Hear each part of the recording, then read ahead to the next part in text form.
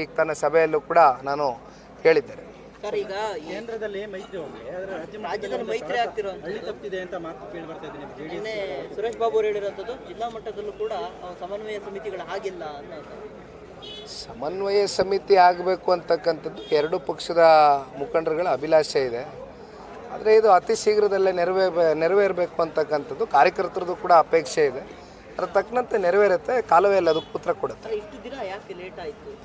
Time ಬರುತ್ತೆ, ಮಾಡೋಣ, ಅದೇನು ತೊಂದರೆ ಇಲ್ಲ. ಮೆಸೇಜು ಕೆಳಮಟ್ಟದ ಕಾರ್ಯಕರ್ತರಿಗೆ ಬೇರೆ ಮೆಸೇಜ್ ಪಾಸ್ ಆಗುವಂಥದ್ದು, ಮೇಲ್ಮಟ್ಟದಲ್ಲಿ ಹೊಂದಾಣಿಕೆ ಆಗ್ಬಿಡುತ್ತೆ, ಕೆಳಮಟ್ಟದಲ್ಲಿ ಹೊಂದಾಣಿಕೆ ಆಗಲ್ಲ ಪರಿಪೂರ್ಣವಾಗಿ. ತಳಮಟ್ಟದಲ್ಲಿ ಹೊಂದಾಣಿಕೆ ಆಗಿದ್ದಕ್ಕೆ ಸಂಸತ್ ಚುನಾವಣೆಯಲ್ಲಿ 19 ಜನ ಸಂಸದರು ಗೆದ್ದಿರೋದು. BJP JDSನ ಕಾರ್ಯಕರ್ತರು ಪರಸ್ಪರ ಗೌರವ, ಪರಸ್ಪರ ಪ್ರೀತಿ, ಪರಸ್ಪರ ವಿಶ್ವಾಸದೊಂದಿಗೆ ಹೆಜ್ಜೆ ಆಗ್ತಾ ಇದ್ದಾರೆ. ಸಣ್ಣ ಪುಟ್ಟ ಏನಾದರೂ ಸಮಸ್ಯೆಗಳು ಕಂಡು ಬಂದಂಥ ಸಂದರ್ಭದಲ್ಲಿ ಕೇಂದ್ರದ BJP ನಾಯಕರು, ನಮ್ಮ ವರಿಷ್ಠರು ಕೂತ್ಕೊಂಡು ಚರ್ಚೆ ಮಾಡಿ ಬಗೆಹರಿಸ್ತಾರೆ. ಸರ್, ಎಷ್ಟು ಆಗಿದೆ ಮೆಂಬರ್ಶಿಪ್? ಇಲ್ಲಿವರೆಗೂ 1.5 ಲಕ್ಷ ದಾಟಿದೆ. ಇವತ್ತು ಬೆಳಗ್ಗೆ ಡೇಟಾ ತೆಗೆಸಿದ್ದೆ. ಈಗ ನಾವು 50 ಲಕ್ಷ ಮುಟ್ಟಬೇಕು. ಅದಕ್ಕೆ ಯಾವ ರೀತಿ ನಮ್ಮ ಪಕ್ಷದ ಕಾರ್ಯಕರ್ತರು ಸಜ್ಜಾಗಿ ಓಡಬೇಕು ಅಂತಕ್ಕಂಥದ್ರ ಬಗ್ಗೆ ಈಗಾಗಲೇ ಕೂಲಂಕುಷವಾಗಿ ಮಾತಾಡಿದ್ದೇನೆ. ಎಲ್ಲರೂ ಉತ್ಸಾಹಕತೆಯಿಂದ ಹೆಜ್ಜೆ ಹಾಕ್ತಾರೆ.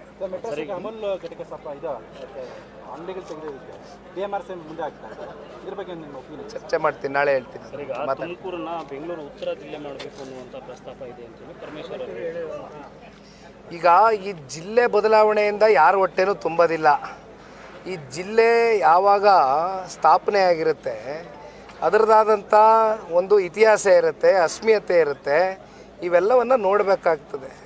ಸುಮ್ಮನೆ ನಮಗೆ ಬೇಕಾದಂಗೆ ನಮ್ಮ ಸರ್ಕಾರ ಬಂತು, ನಾವೇನೋ ಸಾಧನೆ ಮಾಡೋದಕ್ಕೆ, ನಾವೇನೋ ರಾಜಕೀಯದಲ್ಲಿ ಸಾಧನೆ ಮಾಡಿಬಿಟ್ವಿ, ಜಿಲ್ಲೆ ಹೆಸರು ಬದಲಾವಣೆ ಮಾಡೋದ್ರಿಂದ ಅಂತಕ್ಕಂಥದ್ದು, ಇದರಿಂದ ಯಾವ ಬಡವರು ಹೊಟ್ಟೆ ತುಂಬೋದಿಲ್ಲ ಜಿಲ್ಲೆ ಹೆಸರು ಬದಲಾವಣೆ ಮಾಡೋದ್ರಿಂದ.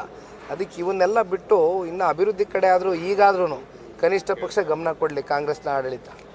ಈಗ ಉದ್ಯೋಗ ಸೃಷ್ಟಿ ಸಂಬಂಧಪಟ್ಟ ಕೇಂದ್ರ ಸರ್ಕಾರ ಒಂದು ಭರವಸೆ ಕೊಟ್ಟಿತ್ತು, ಉದ್ಯೋಗ ಸೃಷ್ಟಿ ಆಗ್ತಿಲ್ಲ. ಯುವಕರೇ ನಿಮ್ಮ ಹತ್ರ ಏನಾದರೂ ಬೇಡಿಕೆ ಇಡ್ತಿದ್ದಾರೆ, ಉದ್ಯೋಗ ಸೃಷ್ಟಿ ಮಾಡ್ತಿಲ್ಲ, ಆ ಥರದ್ದು ಏನಾದರೂ? ಈಗ ನಿರುದ್ಯೋಗ ಅಂತಕ್ಕಂಥದ್ದು ನಮ್ಮ ರಾಜ್ಯದಲ್ಲಷ್ಟೇ ಅಲ್ಲ, ದೇಶದಲ್ಲಿ ಎಲ್ಲ ಕಡೆ ನಿರುದ್ಯೋಗಿಗಳು ಜಾಸ್ತಿ ಇದ್ದಾರೆ. ಅದರಲ್ಲೂ ಯುವ ಸಮುದಾಯ ಸಾಕಷ್ಟು ಜನ ಇವತ್ತು ರೈತರ ಮಕ್ಕಳು, ಬಡವ್ರ ಮಕ್ಕಳು, ದೀನದಲಿತರ ಮಕ್ಕಳು ಓದಿದ್ದಾರೆ. ITI ಸ್ಟೂಡೆಂಟ್ಸು, ಇಂಜಿನಿಯರ್ಸು, ಡಾಕ್ಟರ್ಸ್ ಎಲ್ಲ ಆಗಿದ್ದಾರೆ. ಬಟ್ ಅನ್ಫಾರ್ಚುನೇಟ್ಲಿ ಉದ್ಯೋಗ ಅಂತಕ್ಕಂಥದ್ದು ಇಲ್ಲಿವರೆಗೂ ಎಲ್ರಿಗೂ ಕೂಡ ಸಂಪೂರ್ಣ ಮಾಡಲಿಕ್ಕೆ ಆಗಿಲ್ಲ.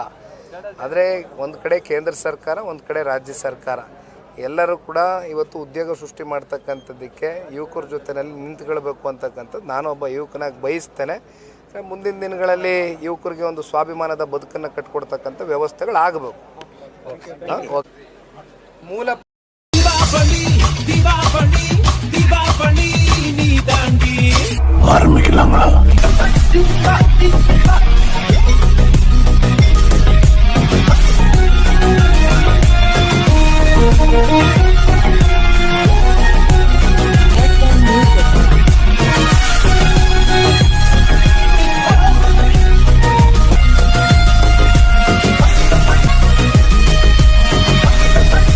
தரம் என்றும் நிரந்தரம், தரம் என்றும் நிரந்தரம், தரம் என்றும் நிரந்தரம்.